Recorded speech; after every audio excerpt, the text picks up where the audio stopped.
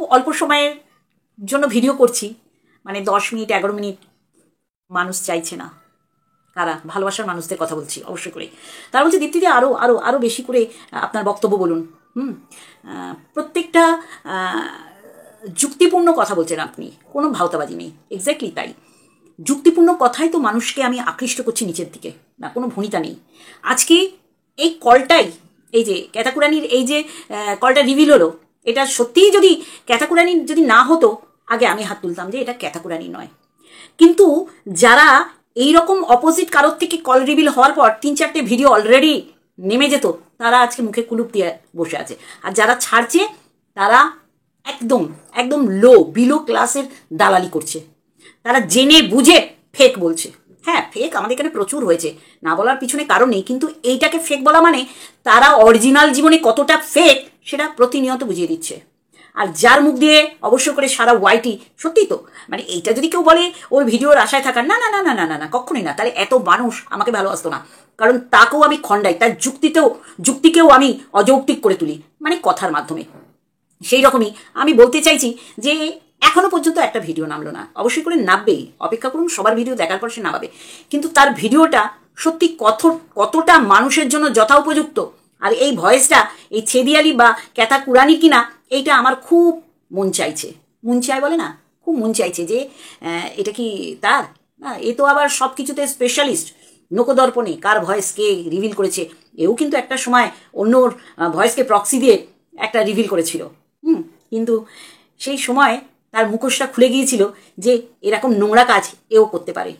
সেই জন্য বলছি, সে যদি আজকে এই অরিজিনাল ভয়েসটাকে যদি বলে ফেক, তাহলে বুঝবেন সে সত্যি বাস্তব জীবনে, নিজের জীবনে, অবশ্যই করে ব্যক্তিগত জীবনের কথা বলছি, কত বড় ফেক।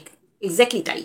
এটা তো আমি গৌরচন্দ্রিকা, যাকে বলা হয় শুরুর আগে যে গৌরচন্দ্রিকা হয়, গৌরচন্দ্রিকা হয় কীর্তনে, ঠাকুরের নাম জ্ঞানে, নাম কীর্তনে সময় আগে গৌরচন্দ্রিকা করে নেয় যে আমি এই বিষয়টার উপর বলবো। তা আমার এটা ছিল গৌরচন্দ্রিকা, এবং মেন বিষয় ঢুকবো তার আগে ইন্ট্রোটা দিতে হবে। বন্ধুদের সাথে প্রত্যেকটা সময় আমি যে কতটা অ্যাটাচ, সেটা আমি ইন্ট্রো দিয়ে আপনাদের অ্যাটাচমেন্টটা বুঝতে পারি, আর আপনারাও এই ইন্ট্রো শুনে বুঝতে পারেন দীপ্তিদি সুস্থ স্বাভাবিক আছে। মাঝে মাঝে ভুলে যাই, ভাববেন না তখন আমি অসুস্থ, ভুলে যাই। চলো ইন্ট্রো দিয়ে শুরু করি। হ্যালো বন্ধুরা, কেমন আছো? আশা করি তোমরা ভালো এবং সুস্থ আছো, আমিও বেশ ভালো আছি। 5 মিনিটের সুখ। দেখো, কেউ আমরা ছোট নই, আর কন্ট্রোভার্সি ক্রিয়েটার যেটা দেখবো যে এটা নোংরা হচ্ছে সেটা চড়া গলায় বলবো, আর যেটা ভুল দেখেও চুপ করে থাকবো, তাহলে আমাদের মতন পাল্টিবাজ গিরগিটি আর কেউ নেই। আমরা গিরগিটি কেন নাম দিয়েছি বলুন তো? ক্ষণে ক্ষণে সময় সময় রং বদলায়, আর এই রং বদলানোটার সাথে সাথে নিজেকেও বদলে ফেলে গিরগিটি, এইটা আমরা জানি না, তবে রং বদলায় বোঝা যায়। মানুষকে দেখে বুঝি যে এরা গিরগিটির থেকেও মারাত্মক, রং বদলানোর সাথে সাথেও নিজেকেও বদলে ফেলে। সেই দলে আমি পড়ি না। আমি যেটা বলতে চাইছি যে 5 মিনিটের এই যে স্বর্গীয় সুখই তো না, এই যে শারীরিক যে স্বর্গীয় সুখটা 5 মিনিটের, খুব জোর হলে, আমি এত ডিটেলসে যাচ্ছি না, সেই 5 মিনিটের স্বর্গীয় সুখকে প্রাধান্য দিতে গিয়ে 5 বছরের সাজানো গোছানো সুন্দর ভরপুরটা সংসারের মুখে জোড়া পায়ে লাথি মেরে কে বেরিয়ে এলো? একদম ক্যাতাকুরানি। তারপর তো আমরা পুরোটাই দেখেছি আর মিলিয়ে নিচ্ছি একদম পাই টু পাই, যে খাট, যে খাটে কৃষাণু সুতো, সেই খাটটা আজ এত জরুরি, এত চটজলদি তাকে রিকভারির মাধ্যমে নিতে হলো কেন? এবং বাবা মা দায়িত্ব নিয়ে এই নোংরামিকে হেল্প করেছে পুরো দস্তুর, পুরো দমে। এক্স্যাক্টলি তাই। দেখো, আমরা তো বলবোই, এই যে আমরা তো বলছি, আমরা বলবো কারণ আমরা নোংরাটাকে সাপোর্ট করছি না, নোংরার এগেনস্টে কথা বলছি।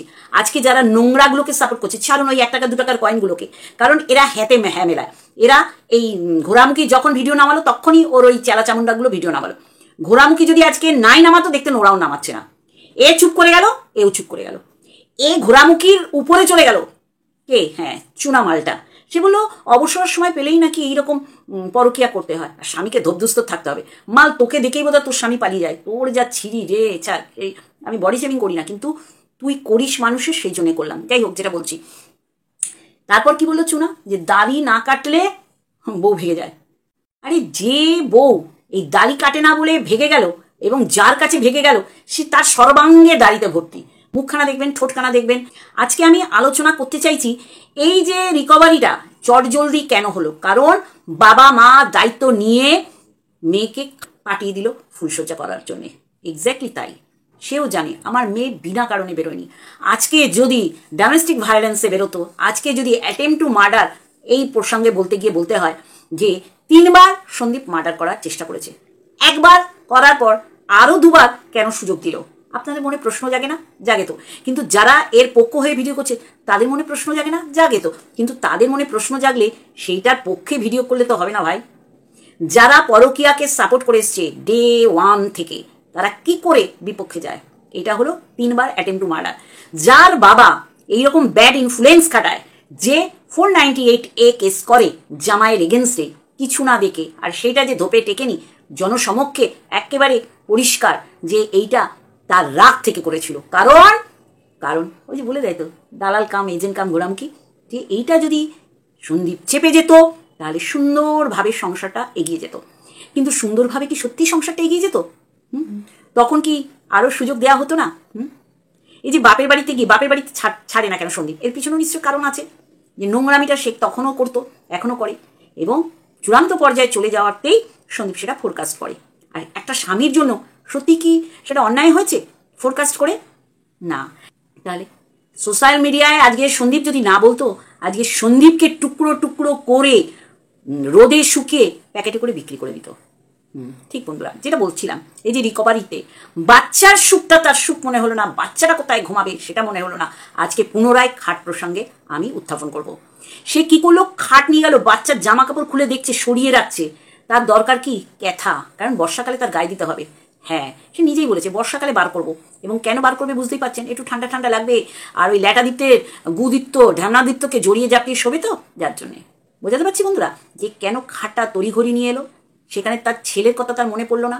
আর তারপরে কেউ যদি খাট গিফট করে, কেউ যদি ভালোবেসে কৃষাণুকে খাট দেয়, সেটা অনেকের চক্ষুশূল হয়ে যায়। তখন বলে না যে মা কেন খাট নিয়ে গেল। এখন তো নিশ্চয়ই প্রতিবাদের ভাষা অন্য লেভেলের হবে, যে হ্যাঁ মা কেন খাট নিয়েছিল। এবং আমাদের কাছে পরিষ্কার কে ফোন রিসিভ করলো, কে বললো আমি কোথায় থাকি, আমি ছেদিয়ালির পাশে থাকি। মানে মানে সেও বুঝতে পারিনি যে যে ফোন করছে সে ছেদিয়ালিকেই চাইছে। তারপরে সে এমন থতমত খেয়ে গেল, কাকে চাই বললো, ওই যে আমি ছেদিয়ালি দিকে চাই। বুঝতে পারছেন, যে ফোন রিসিভ করেছিল সেও জানে যে আমায় কি বলতে হবে, কি শেখানো আছে। পরিষ্কার। আমরা তো আসল যে দালাল সে কি বলে সেই অপেক্ষায় থাকলাম। সে দালাল অলরেডি বলে দিয়েছে যে যার হাত ধরেছিস ছেলেকে ফেলে রেখে, পয়েন্ট টু বি নোটেড, এবং কোট আনকোট সে বলেছে যার হাত ধরেছিস সে চায় না তোর সাথে তোর ছেলে থাকুক। তাহলে একটা মাকে ছেলের থেকে, সন্তানের থেকে বিভক্ত করে দিল, ডিস্ট্যান্স তৈরি করলো। কার কথা বলেছে? হ্যাঁ, ল্যাটাদীপ্তের কথা। এইবার তার মুখে যদি এখন আমরা শুনি যে এই গলাটা ফেক গলা, তাহলে এই জীবন এই দালাল কাম এজেন্টের রাখাটাই বৃথা। এবার আসি তার ব্লগ চ্যানেলের কিছু কথা। অবশ্যই বলবো, এখানেও বলবো। ব্লগ চ্যানেলে তার মুখটা দেখেছেন, থাম্বনেলের ছবি, মানে ও যে খুব ওষ্ঠাগত প্রাণ সারাদিন, সেটা ওর বোঝাতে হবে, কথায় না ভাই, ফটো করে, ফটো দেখিয়ে। তাহলে এরা হচ্ছে পুরোটাই মেকি স্বভাব। মানে মেকি জিনিসটা এটার মধ্যে রে, আমার পোষ্যের অসুস্থ, আমার পোষ্য অসুস্থ, আমি তাকে ট্রিটমেন্ট করব, আর কখন বর আসবে, কখন আশেপাশের লোক আসবে, এই আশায় কি বসে থাকবো? হ্যাঁ, আর আমি যখন একটা পোষ্য পুষছি তখন আমাকে দেখতে হবে আমার কাছাকাছি আছে কিনা নিয়ার মি আমার কোনো এই পোষ্য পেট ওষুধের দোকান বা ডাক্তারখানা আছে কিনা। আমি এইসবের কোনো ধারে পাশ দিয়ে যাই না। আমি তো অন্যের গোষ্ঠীর পিণ্ডি চটকে তারপর আমি খাই। তারপরে যদি এরম পরকিয়া পাই, তাকে তো আমি রোজ কেটে কেটে বিক্রি করে খাই, কারণ এটাই তো আমার পেশা, নোংরা মুখে প্রমোট করা। তাহলে বন্ধুরা বুঝতে পারছেন আজকে খাট খুলে নিয়ে যাওয়ার পিছনে কারণটা? একদম তাই। ওদের প্রতিদিন ফুলসজ্জা হয়, যেই ফুলসজ্জার খবর এজেন্ট কাম দালাল কিন্তু জানে, কিন্তু সে বলবে না। বলেছে বলবো আমি, এখন বলবো না যে কি বলা হয়েছিল তাকে, চ্যাট রিভিল করবো, কিন্তু এখন না। তার মানে বুঝতে পারছেন, আপনারা অপেক্ষায় থাকুন, সব শুনতে পাবেন, কারণ এ কারো হতে পারিনি। ঠিক আছে, আর এটা ব্যর্থতা। মন্দিরার এত কিছু দেখেও এই যে ছেদিয়ালি তাকে সমস্ত কথা বলেছিল, এটা ছেদিয়ালির দোষ না, এটা ছেদিয়ালির স্বভাবের দোষ, রক্তের দোষ। বোঝাতে পারলাম? একদম তাই। আর ও যা যা বলেছে তার থেকেই আপনারা, আমি মনে করি যেটা বুঝেছেন, যে নোংরাকে প্রতিনিয়ত ছেদিয়ালি ঢেকেছে, আর সেটার বিরোধিতা করেছে কে? এজেন্ট। একদম তাই, এজেন্ট বাধ্য হয়েছে ফোরকাস্ট করতে, এবং তার ভিউয়ার্সদের সাথে ওরও ভিউয়ার্সদের বলেছে একে আদেশ করো, এ যেন ওই ল্যাটাদীপ্তের হাত ছেড়ে চলে আসে। কিন্তু ল্যাটাদীপ্তের হাত ছাড়লে তো হবে না ভাই, অনেক গঙ্গা দিয়ে জল বয়ে গেছে, এখন ছাড়লে হবে? ল্যাটাদীপ্ত তো এরপরে এইগুলো ওকে ব্ল্যাকমেল করে ছাড়বে। এ যে বিছানা গরমের সময় যে ভিডিও করে রাখিনি, এর কোনো সত্যতা আছে? এর কোনো সত্যতা আছে? নেই, করে রেখেছে।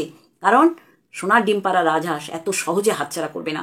এবং আজ থেকে কেন, যেদিন থেকে এজেন্ট কাম দালাল এই ল্যাটাদীপ্তের এগেনস্টে বলেছে, ভাববেন ল্যাটাদীপ্ত কিন্তু এই এজেন্ট কাম দালাল দিদির এগেনস্টে চলে গেছে।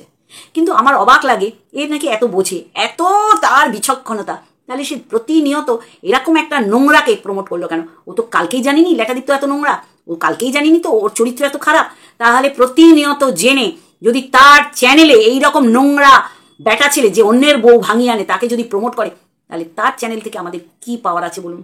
কোন জিনিসটা ভালো আপনি পাবেন তার চ্যানেল থেকে? বোঝাতে পারছি? একদম তাই।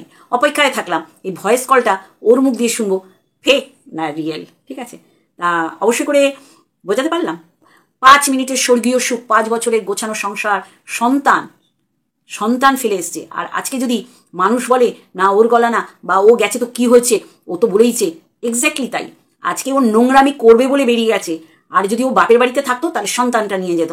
এটাই হচ্ছে ফ্যাক্ট, এটাই হচ্ছে ফারাক, যে ও নোংরা কাজকর্ম করবে বলে ওখানে গেছে। চলো বন্ধুরা, এইটুখানি। আবার একটা ভিডিওর সাথে অবশ্যই দেখাবে। টাটা।